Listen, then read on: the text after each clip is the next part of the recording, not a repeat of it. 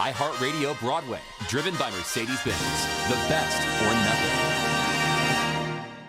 Welcome to another episode of Growing Up Broadway, the world's first podcast for theater makers who are young or young at heart.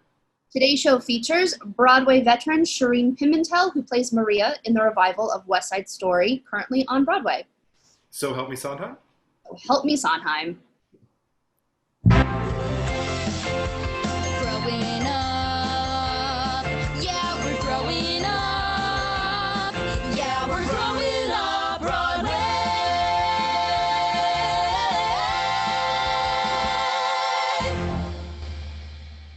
Welcome to Growing Up Broadway. I'm your co-host, Timothy Allen McDonald. I'm your other co-host, S.J. Arnger. So we put this video cast on hold for a couple of weeks out of respect for George Floyd and Black Lives Matter, and honestly just to reflect and have something to say. How have you been, SJ? It's been a difficult couple weeks. I won't even sugarcoat it. Trying to figure out how to press forward and come up with content and figure out what we were going to do to help support not only Broadway and Black Lives Matter, but just our national community in general. So we took the time to listen and to reflect on how we best can bring about change. And we wound up putting together a landing page for Broadway, iHeartRadio Broadway, with steps that you can take as community members to help bring about change and foster unity in our communities. And it's been hard, I will say that, and it makes you take a look at yourself and self-reflect and figure out if you're doing the best that you can do to help bring about change. Absolutely, and at iTheatrics we've been doing the same thing. In fact, this Friday, which will be our last JT Friday for a while, because our summer programming is going full on strong and all of that, we need to focus on those things.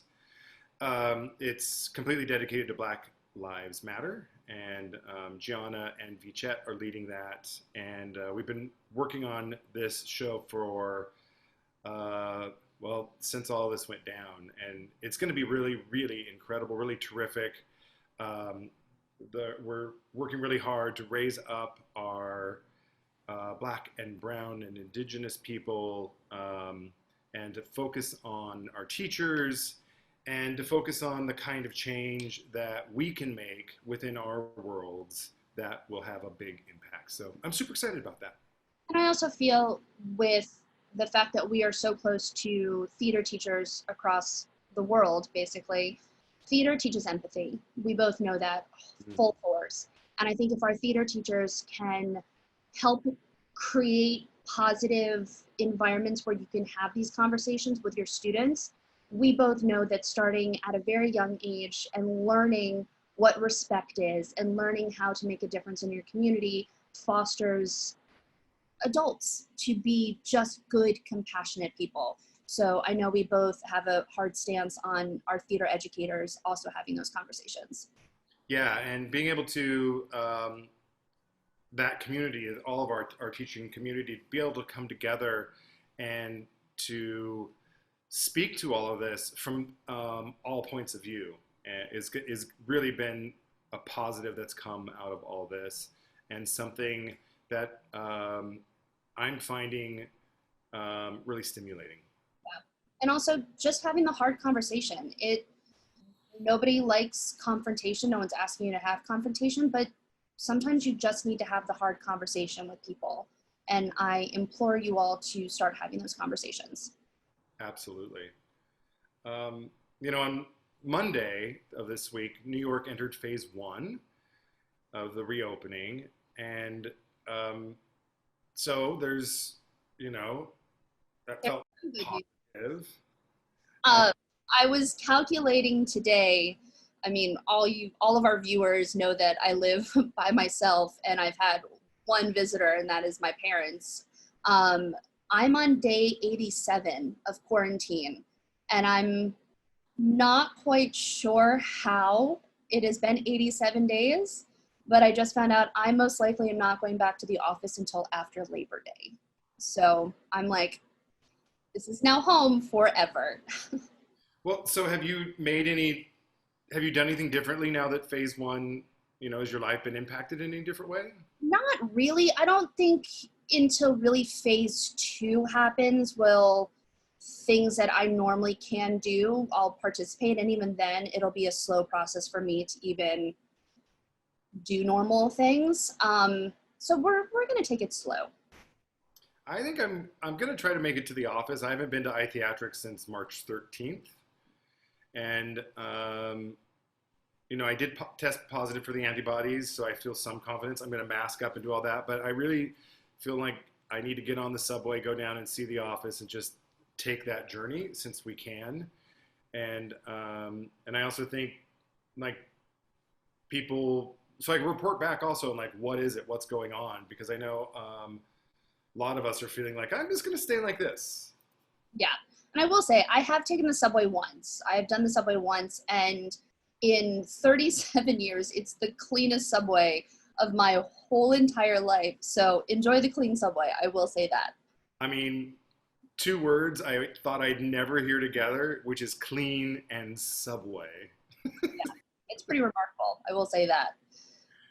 Well, like I said, like it felt like there was a dim light at the end of a very long, dark tunnel. On Monday, I know that the team at iTheatrics was, people were a little smiley for the first time in a while, and the people when I go out and running were smiling and saying good morning. And then this morning I got up to some, okay, it's not terrible, it's bad news, but it's not like in light of like the world, it's not like world bad news, but it is a sad day for all of us actually in the iTheatrics family. Perdition is closed for good. I got the news earlier from Marty Johnson, and for the last 7 years for me, more so for you, but the last 7 years, every Friday during the summer has been spent at Perdition with all of you all of the summer artists, all of the teachers during the summer. It is our home away from home to reconnect with everybody, to just take a breath after long weeks, sometimes even in the middle of the week. It is a very sad day for anyone who has been a part of the iTheatrics family. Yeah, it was when we moved into the neighborhood we did, it wasn't developed like it was. And there was no place to go after work to grab a bite of food and a reasonable, after hour drink. And when we discovered and met Sean and Jessica who owned it, they just made us feel at home instantly. And because it was an Irish bar and served food, like Susie's kids have grown up there and Lindsay's kids have grown up there. And, like you said, we've hosted hundreds and hundreds of teachers at events there after doing our summer junior teaching academies. I mean, Jessica made a martini for Mr. Sondheim. It's a really sad day. I mean, I feel like even though we're all adults, we've all grown up there in some way. And, new friendships have formed there, new relationships have formed there. And it will be very much missed till the end of time, basically. Literally. And also, look, I want to put it in context. Compared to the lives lost and the change that we need to make, look, this is a blip. I get it.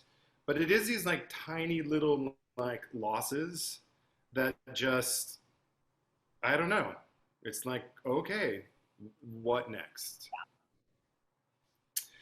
Yeah. Well, if it wasn't, 12:30, I'd be raising a martini to Perdition, and you'd probably be drinking a beer. A glass of wine, let's be honest. Okay. Well, sometimes you drink beer at Perdition. That is true. That is true. A nice Corona on a hot summer Friday is normally my go-to at Perdition. Well, so let's drink a virtual toast on a virtual platform to Perdition. Yay! Cheers to Perdition. Salute. Yeah. Okay, moving on. So what's on tap for Saturday matinee? I'm actually really excited. This has been on the docket since day one. I love the music of this show so much. It is Ain't Too Proud, The Life and Times of the Temptations is this Saturday, 2 p.m. on iHeartRadio Broadway. You can listen on the app and iHeartRadioBroadway.com. the original cast has come back to give us liners and content for this week's Saturday matinee. So I am so excited. Oh, that's awesome. That's going to be fun. Yeah. And JT Friday, this Friday. Yeah, so we talked about it, and it's completely dedicated to Black Lives Matter. And be sure to tune in. It's at a new time at 5 o'clock Eastern Time, 2 o'clock Pacific. And like I said, it's going to be our last one for a while. We have something else in the plans that's going to be, it's really big. That's going to happen later in June. And then we might do 1 or 2 things in July. In August, we won't be doing any programming because we're all going to need a big old break. So tune in on our Facebook page, iTheatrics, Facebook page, or YouTube channel. So I think we should get to our guest. Sure. I'm so excited. We both are super fans of the latest revival of West Side Story. Today's guest is Shereen Pimentel, who plays Maria. I know you are a fan. I mean, we met her before to talk through all this, and I think I made a pretty big, nice fool out of myself. But when oh, come on, it was pretty sweet. I mean, she's yeah. What they have done with West Side Story is just so revolutionary in the most positive way. And whew, talk about predicting where we'd be right now. It's all right there on that stage. And also the chemistry between she and Isaac. I will just say that it is something to behold. Do not even get me started. Do not. Their chemistry, their storytelling, the journey they take, truly Tony-winning performances. We should probably talk to her instead of talking behind her. Sorry, I get so excited. Please welcome to the show, Shereen Pimentel. Hi. Hi. I promise I'll get my stuff together. No, it's great. I love it. I really do. So thank you so much for joining us today. How are you doing in quarantine and sequestering? How are you doing with all of this? Yeah, I think it's like a day by day thing, like with everyone else. I'm doing it with my family in New Jersey, so that's kind of nice that at least there are some people in this house. Instead of in my apartment, I'm alone. So I would have been there for days on end by myself. I know I couldn't do it. Like I would try to do it, but I know I couldn't. So this is nice. And I've picked up every possible hobby you could pick up. It truly, like knitting, baking, like I make jam, I paint, guitar, piano, like I cut bangs at one point, all the things. I did all the things you weren't supposed to do. I did all of them. I also did another interview and you had painted your denim jacket, which was so fly and amazing. Thank you. Yeah, I found something on YouTube that was really inspiring and I did that one, but I didn't like it as much. And then I made up my own that was based off of Harry Potter. And I love that one. So I'm gonna wear it everywhere and every day. And yeah. Amazing. Just doing a bunch of that. And you know, time is now changing. I was talking to my mom in the car and I was like, I remember watching the news and being like, everything is coronavirus, which made sense. You know, that's what we were going through. And I was like, now it's everything is coronavirus and Black Lives Matter, which is also something that we're going through. And so it's just, it's a shift in how I go through my day and what I think about and what I want to tackle. Before I kind of just wanted to tackle hobbies. And now I kind of want to, you know, sit and think a lot more and try to do something. So that's been not a welcomed problem, but a welcome change in like wanting to change something within myself and other people. So yeah. Yeah, you know, it is interesting because, you know, 100,000 plus lives, you know, that we've lost due to the virus, and then so many Black lives have been taken in the hands of police on top of that. So the fact that we're centering now on this change, I know there's something about it that feels like maybe all of this wasn't for nothing, you know? Yeah, no, absolutely. I've had that conversation many times. I think it's a problem that's always existed, but we keep running and we keep going and we have other things to think about every time. It's like, I want to help, I want to change this, but I have so many other things that I have to do that's also really immediate. And right now, because we're sitting by ourselves to think. I think it's really causing a lot more people to register it and also give the time to like fully educate yourself and like sit and watch and read. Like you have the time now.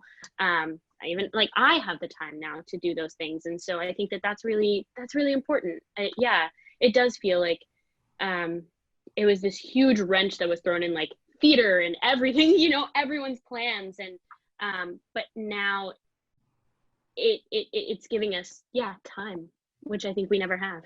And I also think the time to just listen to has been so valuable instead of jumping right into this. These are the steps that I'm going to take.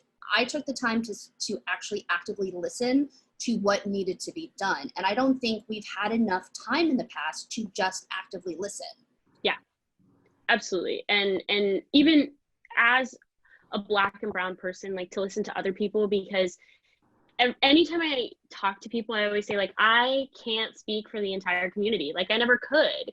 And so it's really interesting to also listen to the other people and listen to what they have to say. And it's hard for me sometimes to put my own feelings into words about this specific topic. And so there are some people who have been able to put it in such great, just like beautiful words and get through so many emotions that are just hard to talk about. And so, I think it's been able to give everyone a chance to like listen and sit and kind of experience other people's feelings, even as a person who, you know, as a person of color, like I've been able to really also take in what other people have experienced. Yes, same. And with your career, you are technically a Broadway veteran. You started at age 12 in The Lion King on Broadway, which I knew, but then in this, Tim writes us a script, and I was like, oh, right, I completely forgot she was in The Lion King. So when did you get your bug? Was it right before doing Lion King, or was it even earlier than that? Well, I had the arts bug like when I was like 3 years old, and I started as like, I wanted to be a dancer, and that was my big thing, and saw all the ballets. I was like, this is the thing I want to do. And that transformed into going to see a few Broadway musicals, but like I never saw anything that had kids. Like I saw Beauty and the Beast, and then I saw like Chicago and Rent. Like there was no children, and so I thought it was the same thing of like, you have to be an adult to do this. And then I saw The Lion King actually, and that was the first time I like saw a kid on stage and saw such a diverse cast and just so many people who look like me that I was like, that's what I want to do. There it is. I found it. And I remember walking out of the theater and telling my mom, like, that's what I want to do. I want to be in The Lion King. And she was like, if you can figure that out, like, go for it. I'm here to support you, but I don't really know how to get you there.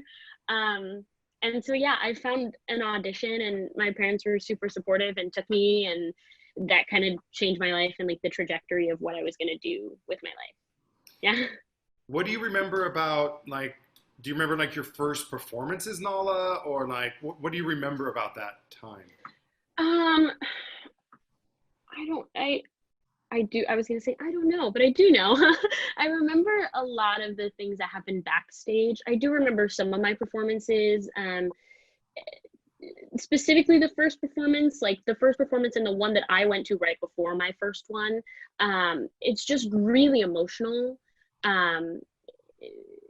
It becomes a home. It becomes, even West Side is like that for me now. It's like, it's the place you spend most of your time. And I was spending all this time in the theater doing like rehearsal, and then I had my put in. And so I remember like the excitement I felt, and also how nervous I was doing this show that I rehearsed for like 4 weeks, and I was so young, I had no idea what I was kind of embarking on. And I also remember how encouraging and like just amazing the cast is backstage for the kids. Like they did so many just like activities for us and just made us feel like a part of the family, which was great. And I think that also kept my love for theater going, because I wanted to do that as an adult. Like that was really exciting as a kid, but like I could be the adult that's helping the kid like transition and come into theater, and that was fun. And you know, we had like rehearsal costumes, and you would wonder like which young Nala's costume you fit into and all those things.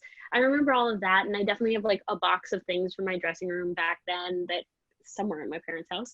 You know, but I it's something that I could never forget, and I experienced so many fun things of like looking out into the audience. It's completely dark and I have no idea who's out there, but like enjoying what I was doing every night. But yeah. So while moving to now, Yeah. West Side Story, you were actually finishing your college degree at Juilliard and you just graduated recently. Yes. How did that work with being in a Broadway show and graduating and working on schoolwork all at the same time? It was difficult, but also easy at the same time. Just because I was a senior, there was not much I had to do, but I had to cram everything into September. So I did like my senior recital and a bunch of like assignments for my teachers in that 1 month. And then I left, did rehearsal, and did nothing for school. And then once we started tech, I got all my assignments that I had to make up, and I would do them during the times they didn't need me on stage. So everyone knew I was doing homework, and the big thing was like, unless we really need Shereen, like she's busy, she's doing homework. And that was great. Everyone knew that I was trying to finish up my degree. And then once we did have to, you know, we took the pause and we did the shutdown, I was here at home doing Zoom classes and finishing up and graduated. Yeah, there was a lot of conversation that had to happen constantly of just checking in, seeing what I had to finish up. And I think that that's what made it easier. So yeah, I was constantly moving this past year. Getting to a place where you don't have all that, you know, activity, was that a tough transition? Did you, you know, like, were you angry? I know like my life was, you know, the same way, like super busy traveling, working, shows opening, blah, blah, blah. And then when it went to zero, I was riddled with anxiety. How did you deal with that? Yeah, I was very sad at first, like very sad to the point of like kind of a numb feeling. So I was just at a place of like, we're gonna open back in a month. That's it. We're good. Like, it's fine. Like, don't think about what the in between is like. You're just gonna get to that date. And I think that what really did help was that I came home and I got to kind of like veg out for a few days and like play video games and do absolutely nothing else. And then I finally had to like pick myself up off the floor and like move forward. And as you saw that, like, yeah, we're not going to open right away, it was easier for me to be like, okay, it's time to like release your claws into the fact that like you want to be busy and you want to be doing all this stuff and go do something else. And also just go sit down and do nothing, which I don't think I've done since my senior year of high school. So I just didn't know like what a break like this entail. Like, it's so foreign. So yeah, I had to be okay with like not being productive every day and all day. But it came in phases, and I think it still does right now. There are days where I'm like, I have to do something, and I don't. And that's okay.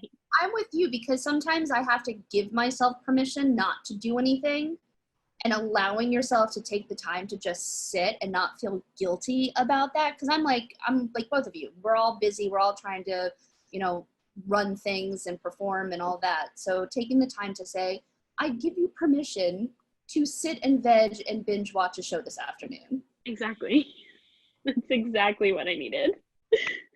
Well, and you know my confession that I'm like a super fan of your performance, and that West Side Story was the last Broadway musical my husband and I saw on March 10th, and we were just so blown away.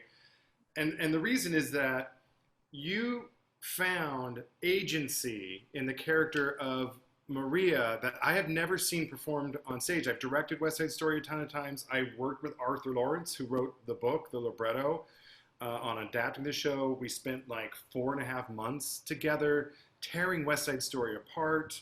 So it's something that I know really well. And how did you come across that discovery? Yeah. A lot of it happened in the rehearsal room, and a lot of it did happen with Evo. It was kind of like an idea that he wanted for Maria from the beginning. And after he gave me that idea and we went through the entire show and we created this new idea for her, it then moved into tech rehearsal, which, you know, is hard and long hours and it's exhausting.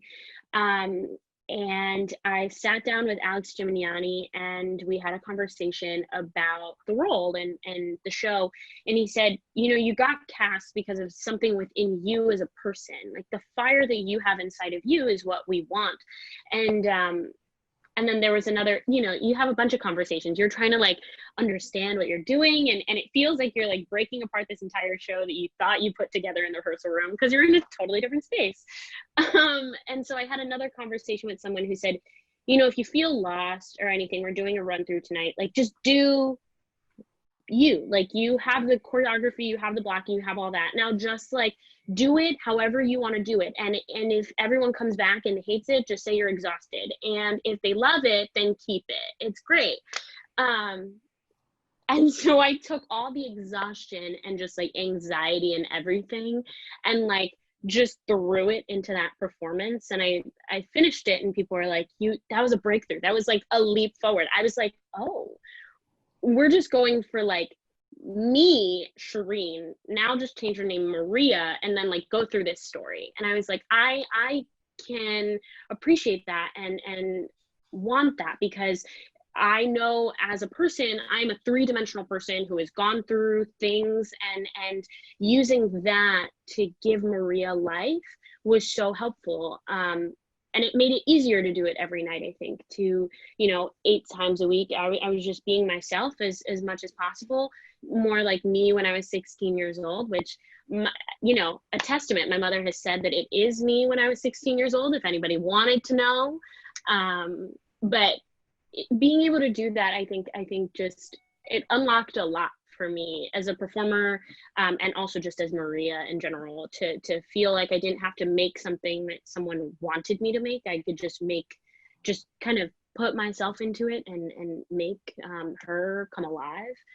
So yeah, that's how it came up, and so every night it's different for me. And I think that's, you know, so many people ask like, how do you do 8 shows a week? And I feel different every day. You know, I feel different every day I show up to work and whatever I went through, and I get to then take that and like put it into what I do that night. And that's fun. That's fun to like let her experience new things every day. Well, and I can only imagine how exhausting the show is by the time you're done, because it is an hour and 45 minutes, high pace, the dancing alone. I mean, just everything combined together. Plus, West Side Story is not an easy sing. I'm a former performer. I know that. I just can't imagine how exhausted that whole entire cast is by the time the show is done. Yeah, we were quite tired. Especially, it's like a marathon. I say it's a train that like once it takes off, it just keeps going until it hits the wall and then it's done. That's the show. You know, that's the way I describe that, our version with no intermission. And there are nights, like I did have one night where the death was done. We finished the show, we're bowing, and I was like uncontrollably sobbing, like could not stop. And we went through the whole bow, turned up stage, walking off stage, like fully still crying. And Isaac had to be like, are you okay? Like, everything good? And I had no idea where it came from. And I think it just came from like doing such a heavy show, doing everything we're doing, and then just being completely exhausted. And so it happens. And I think that I did a lot of trying to find self-care after the show, and when I'm able to wake up and like get as much sleep as possible. There was a lot of just like prioritizing me. And I think that helped now as we did this whole shutdown, in like prioritizing me and what I need, as we try to like navigate what's new. Just keeping that as all of it.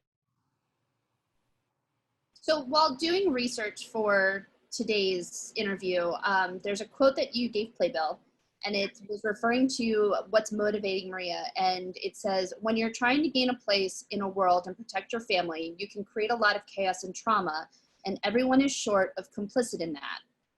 I'm curious what the thought process was behind that. Yeah. So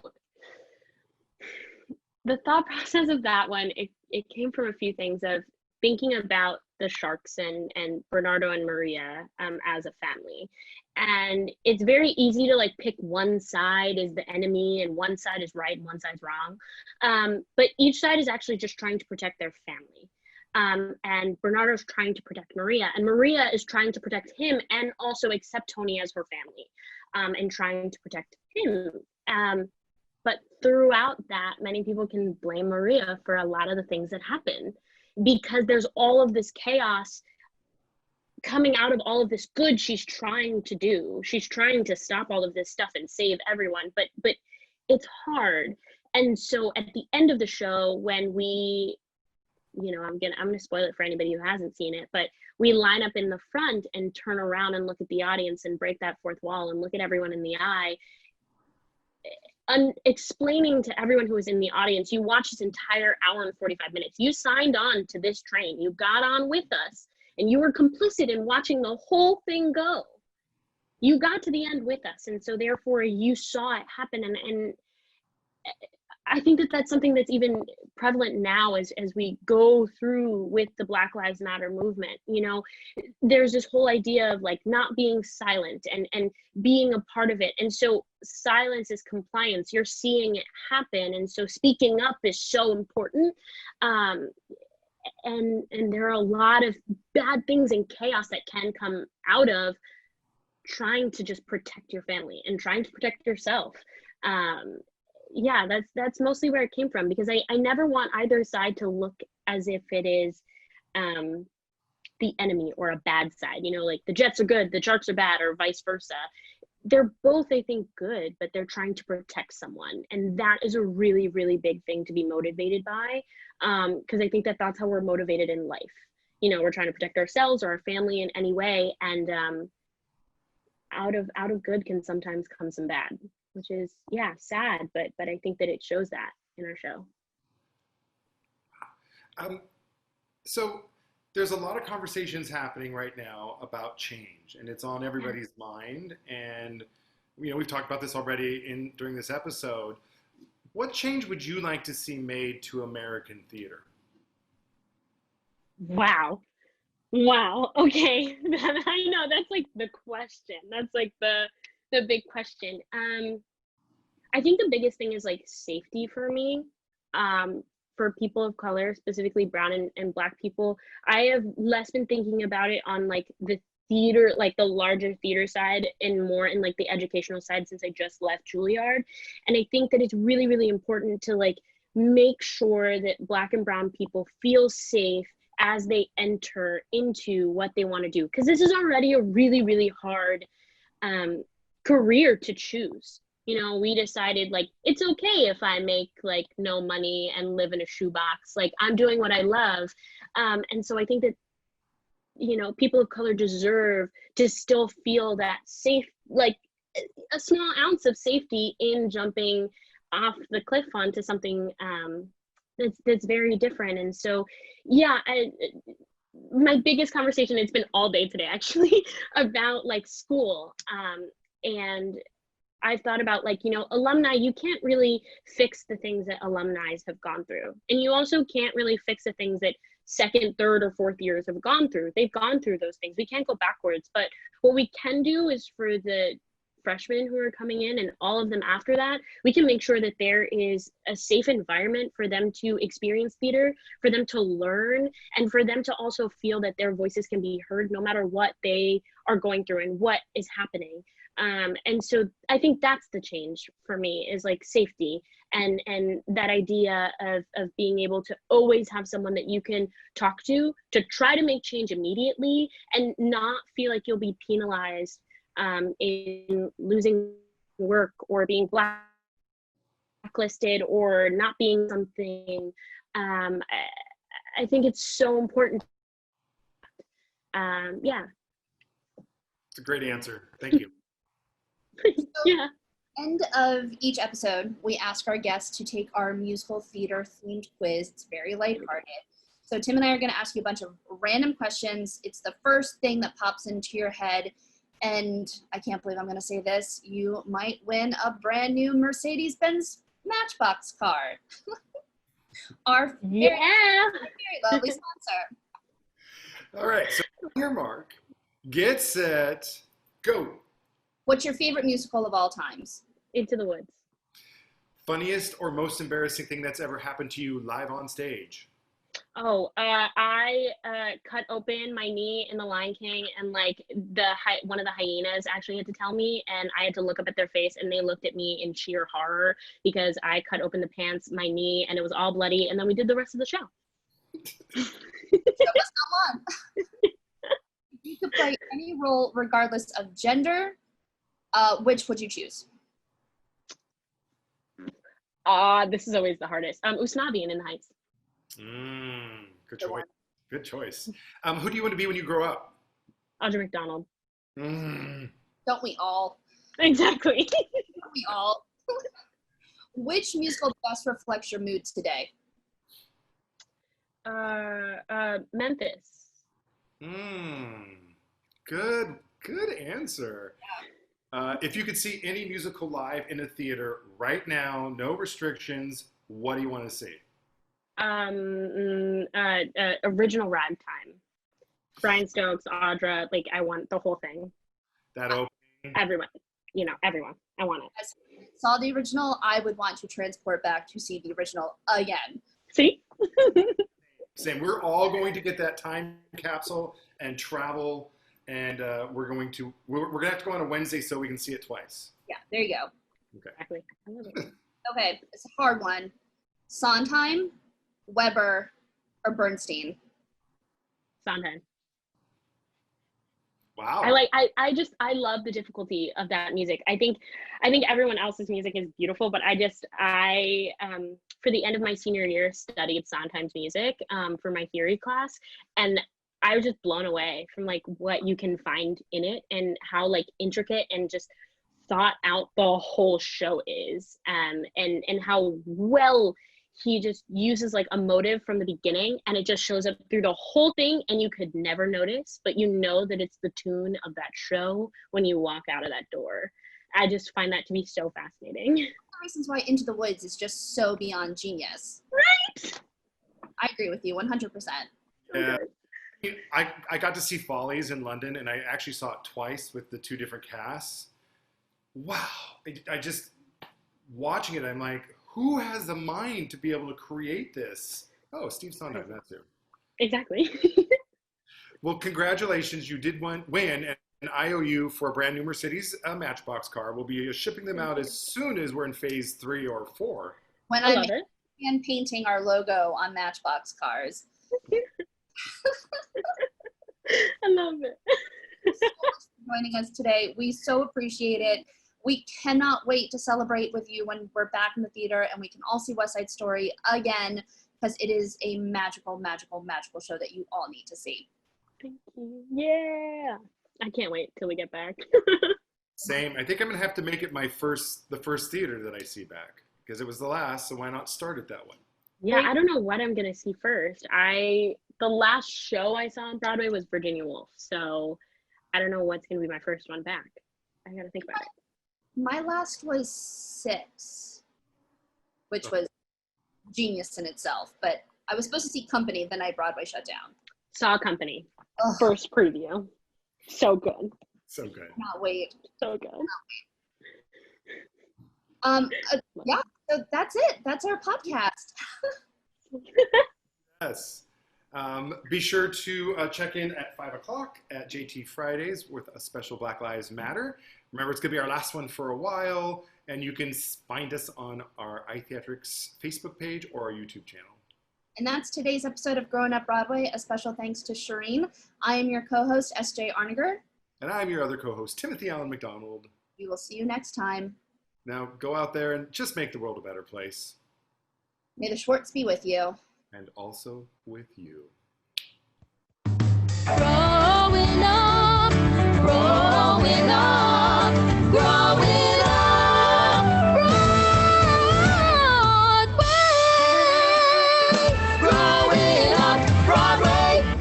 iHeartRadio Broadway, driven by Mercedes-Benz, the best or nothing.